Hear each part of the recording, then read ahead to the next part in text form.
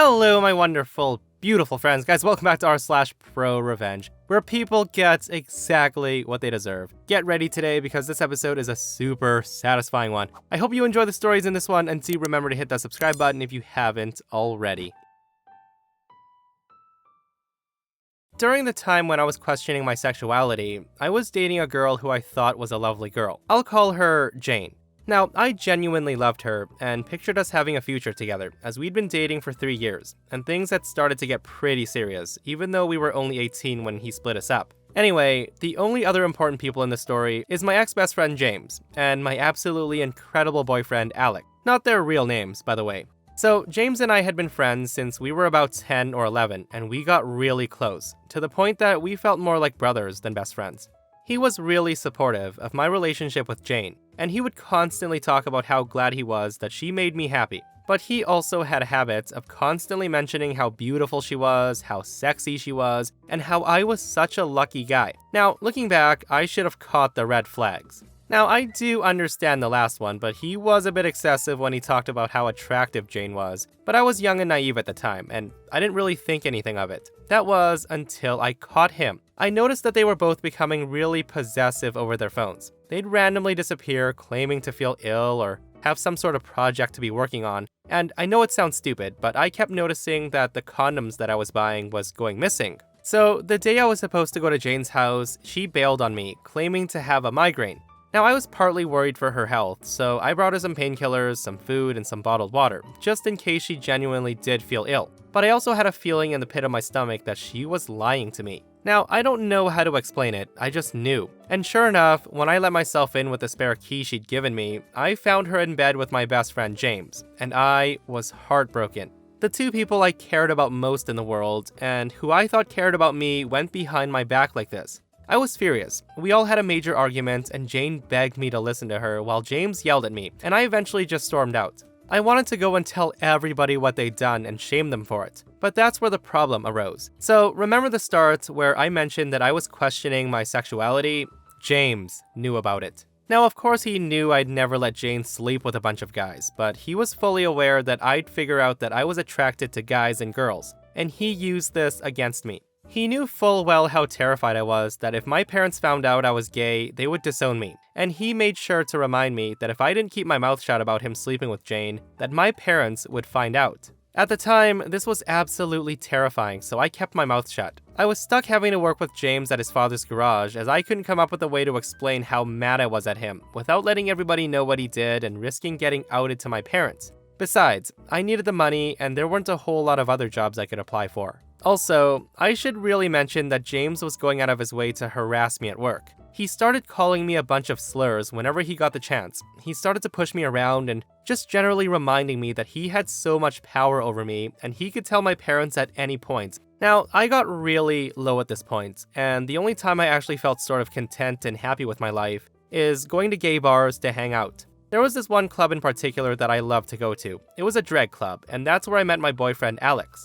Now, to save any confusion, I'm just gonna use he/him pronouns for him, though they do switch when he's in drag. So Alex and I flirt for a few weeks before gradually becoming friends with benefits. The revenge happened before we started dating, and we were just friends who'd hook up every now and then. After a few months, I finally worked up the courage to open up to Alex about what happened with Jane and James, and that's when an evil look fell over his face. You see, Alex is the sweetest guy you could ever meet, but if you do him wrong, he can and he will turn into an evil genius. Now, around this time, James had been bragging to me that all the ladies loved him and that he could get any girl he wanted. Now, James had always been kinda like this, but he upped the bragging in an attempt to annoy me. He also told me how any girl that I would date would leave me in an instant to sleep with him. So Alex suggested that we put that to the test. So cue the revenge. Now, we did start off small. I've known James's email address and password for a really long time, so I decided to be very generous and I signed him up to a premium subscription to several adult websites involving men. I also decided to be courteous and agreed to receive emails about notifications, new offers, and other things he may be interested in, just to be nice and make sure he had some variety. I also want to note that this was an email address that him and his dad shared. Now, it did cost me a bit of money, but I made sure he got the best offers, and Alex was more than happy to chip in to help me. And let me tell ya, it was worth it. We were in the garage working when his dad storms in and asks to speak to him.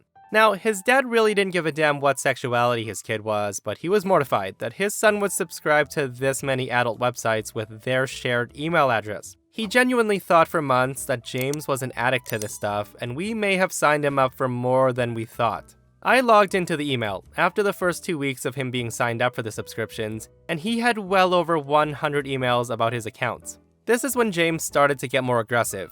James would barge into me, he would screw up my work to get me in trouble, and he would send me disgusting messages as well as threatening and insulting me in person.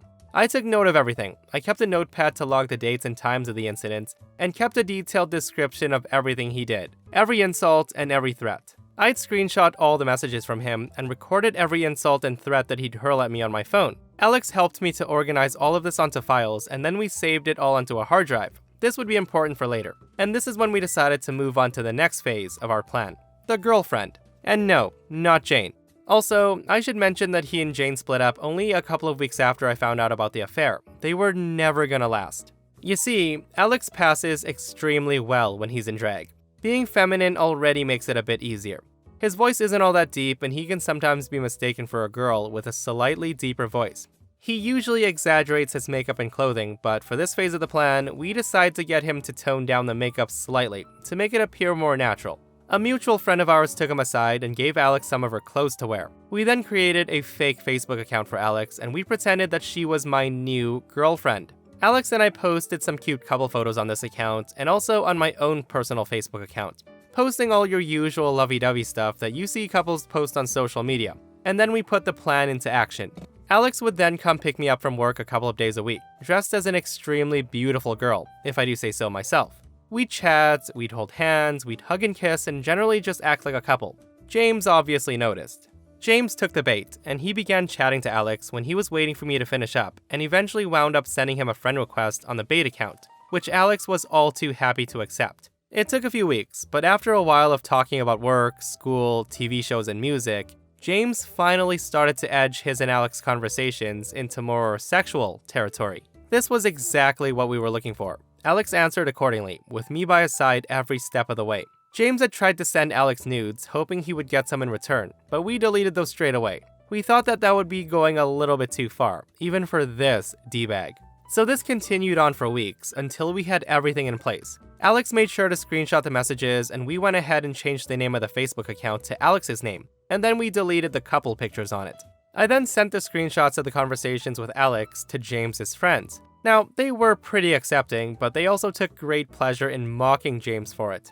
The look on James's face when his friends mentioned his boy toy was absolutely priceless, and this pissed him off to no end. James also had the sort of expected reaction, and he started texting Alex a bunch of hateful messages and threats, only helping our case as we'd screenshot the messages and add it to the folders on the hard drive. Once I had what we thought was enough evidence, I decided to take it all to James's dad and explained everything that was going on. Everything from the cheating with Jane to the blackmail and threats, and Dad just sat there and listened, allowing me to show him the proof I'd gathered. His face was just kind of blank, with a hint of anger in his eyes. He thanked me for the information, and then he went off to speak with his son, and James got fired on the spot.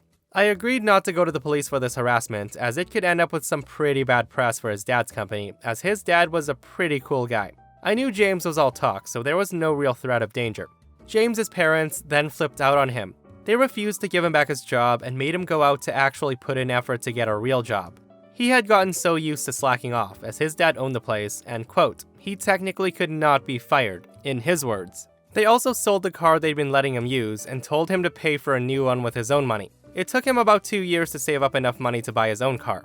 It all eventually came out about James and Jane's affair. As for the threats of outing me, Alex kindly reminded James that he had absolutely no proof of me doing anything, while his friends all knew about the sexual messages that James had sent him. You know, another guy. James's father also assured me that my secret was safe with him. He also assured me that if his son ever went to my parents to tell him before I did, James would have him to answer to. So the threats of blackmail were now non-existent. James got into college on a scholarship and started to hang out with a bunch of other D-bags. I found out through a mutual friend that James was still a homophobic prick at college, and he was terrorizing a couple of students, as well as making disgusting threats against a girl in his class.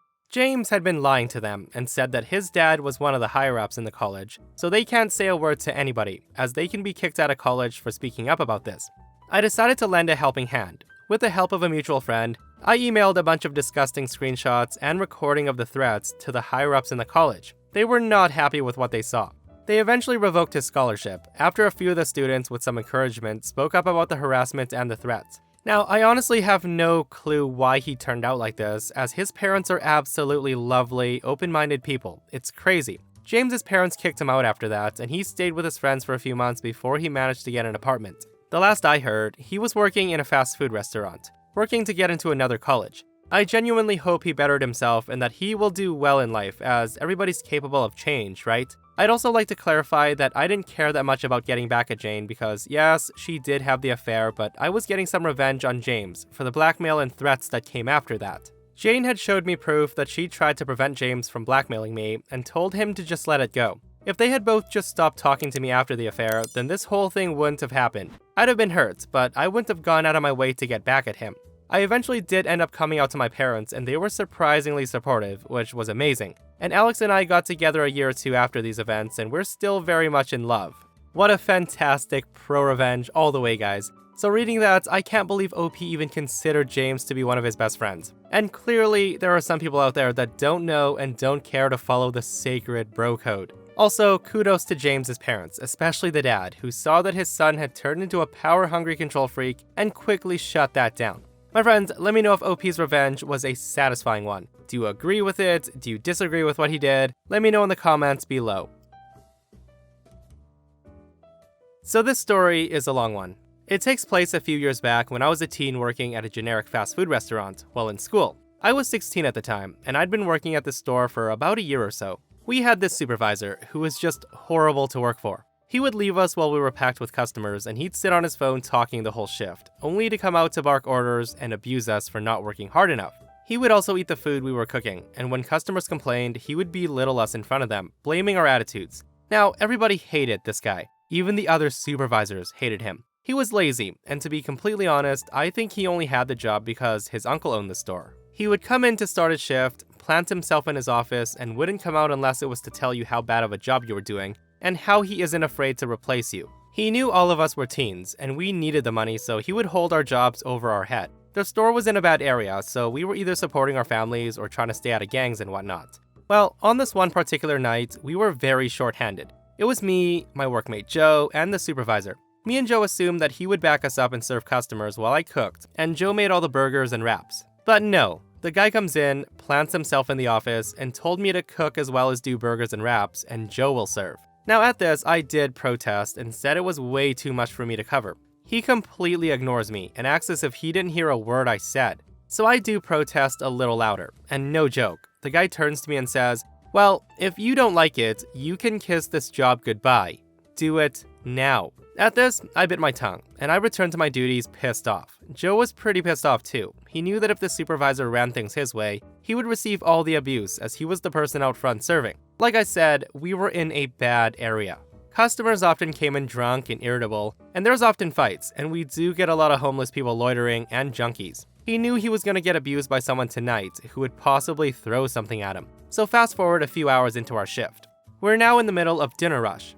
There's a ton of orders to be made and not enough meat cooked to make it all. At this point, customers are complaining about waiting times, and I can hear Joe out front getting absolutely destroyed by the growing mob of angry customers, while he's doing his best to keep calm. The supervisor, for the first time the entire shift, comes out to see what's happening. He sees the mob of angry customers, who are starting to shout in anger, hurling insults and everything.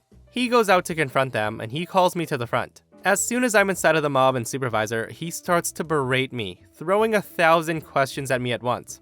He's screaming at me, "Why hasn't this been done yet? Why isn't that done yet?" The guy tried to make the situation 100 times worse and embarrass me in front of the customers. Then he calls Joe over. He screams at both of us and tells the customers that he's very sorry that we're useless and pulls us out back. He says, "If you two don't lift your game, you won't be working here any longer. And just because you fell so far behind, I'm taking tonight's pay from you." Now at this point, I wanted to kill him. We were working so hard when short-handed, and that guy didn't lift a finger to help us, and I wouldn't let this slide. It lit a fire in me, and I was gonna make sure I got paid tonight, no matter what. So I plotted, I planned, and I concocted the most evil plan in my pot of payback potions and would soon conjure it into existence. I even asked Joe for help with it, and he agreed willingly once I told him the plan. The plan would make us legends of the store. So after the rush was over and we were about to close shop, I went on my break. Remember how I said we had a lot of homeless people loitering? Well, I'm thankful we had them. While I was on my break, I convinced a homeless man to come inside and take a massive number 2 in the urinal in our bathroom, and I would give him some free food in exchange. Now, the guy laughed at me at first and asked if I was serious. It did take a little bit of convincing, as he couldn't believe somebody was asking him to do something he usually does without being asked or offered food for. The guy ends up agreeing, but I told him that I'd have to sneak him in with the help of Joe, as we didn't allow homeless people inside. So I bring the homeless guy to the side doors and signal Joe to distract the supervisor long enough for him to turn his head from the computer screen and the cameras. We slip inside and make it to the bathroom. When we get there, I tell him to go in, do the deed while I go make his food. The homeless guy giggles, he agrees, and he heads inside. I go back to the kitchen where Joe is, and I tell him the job is underway, and I'll need a distraction to get him out once he's done. Joe tells me that he'll go tell the supervisor he's leaving, as it'll give me a moment to get him out the back quick. So I make the guy's food and head back to the bathroom entrance, but he's still not out yet. I was waiting a good 10 minutes, and the guy's been in there for over 20 minutes. When the homeless guy exits, I catch a whiff of the most foul odor seeping from the bathroom. He tells me he may or may not have missed, but the job's done more or less. I give his food to him and signal Joe to distract again. Once he does, I sneak the old guy out of the store and thank him for all of his help, which he replies, "I've been asked to do some weird things, but you kid, you are messed up." I wasn't about to let my supervisor steal my pay from me. I was gonna make him pay for it. I head back to the bathroom to check, and I tell you, I couldn't have asked the guy to do a better job. I was aiming for a stool in a puddle, but this was something else. It had overflown out of the urinal, down the wall and on the floor, and it was everywhere. Joe swings by on his way out, and he couldn't believe what I was seeing. I shook his hand and said to him, "Hey man, it was a pleasure to work with you, and good luck." He then leaves, and I go confront the supervisor. Once I reach the office, I let everything go on him. I swore at him, I told him I quit, that Joe's gone home, I'm leaving, nothing's been cleaned, and someone took a dump in the urinal again. The supervisor begged me not to leave while I laugh at him maniacally. I told him to piss off and said, "You want to take my pay? Take my job too. Have fun scraping poop off the wall." I then threw my shirt at him, walked out, and I never came back. I heard from Joe that supervisor was there all night, cleaning everything, and he was forced to clean the bathroom too. Everyone except the supervisor knows what I did, and they cheered me for doing it. I went down in store history for the next year, because after that, it closed, and it was replaced by another generic fast food store. Okay, so what OP supervisor was doing was absolutely super illegal. You can't not pay someone for a shift they worked. He's just a power-hungry idiot who didn't deserve to be in that position, and he deserved an even bigger revenge on him. I think cleaning that urinal was not enough. OP should have skipped the homeless man thing and went straight to the labor board and gotten the man fired. And that, my friends, brings us to another end of our /ProRevenge. Guys, I hope you enjoyed today's episode, and if you did, do hit that subscribe button. If you missed yesterday's episode on the channel, a crazy Karen wants OP kicked off a plane because he's eating meat beside her. She's a vegetarian. Check it out if you haven't, and myself and Steve-O will see you guys in the next one. We love you.